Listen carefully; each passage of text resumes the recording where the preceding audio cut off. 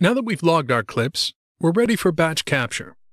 When you hit the Batch button, you need to specify which items in the logging bin you want to capture: the selected items or all items in the logging bin.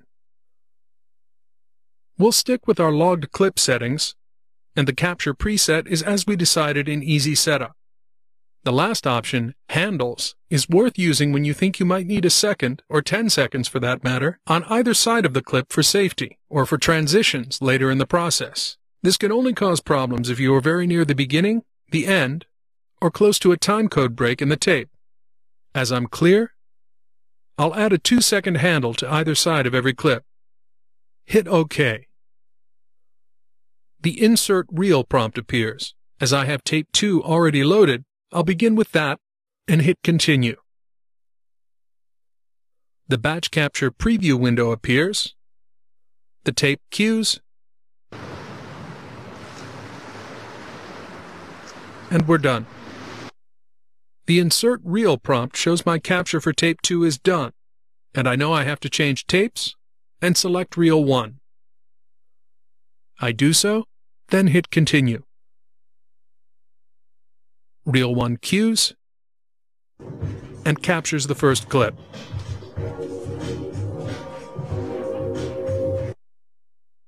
It cues again and captures the second clip.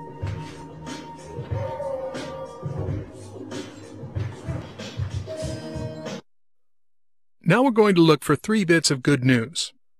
Reel 1 is done. Reel 2 is done. And down here we see the message that all clips were successfully captured. If you got an error message or Final Cut aborted capture, you might try capturing your clips one at a time and checking for timecode breaks. Typically, Final Cut needs a few seconds of solid timecode pre-roll and post-roll for a successful capture. If it's still not working, go to Final Cut Pro User Preferences and consider changing the following options. Disable Report Drop Frames during playback. Disable Abort Capture on dropped frames. And under On Timecode Break, make sure you haven't checked Abort Capture. Select Warn After Capture or Make New Clip. But be careful. Warn After Capture will ignore the timecode break in order to get a clean clip, but you'll be left with a clip with inconsistent timecode, which will make it difficult to go back and recapture your footage again at a later date. It's best to use it only when nothing else is working, and you're capturing at full online resolution for keeps. Now hit the Finished button. Let's close the Batch Capture window and try playing the clips in the viewer.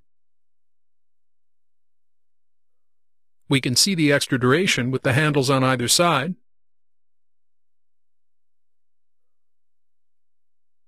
And when we open the clip to which we applied a marker, we see the duration of the marker in the scrubber. And we see the marker label Overlay when the clip is paused in that region. And in the browser, we see a disclosure triangle beside the clip.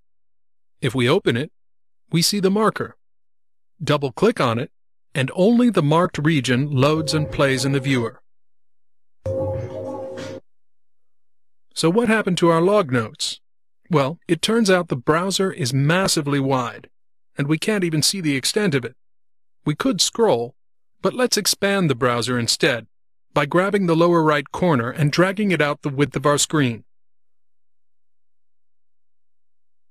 All the items that might be of use are in the next county, but if we grab the column headers, we can rearrange the categories so the pertinent ones are close at hand and easy to see.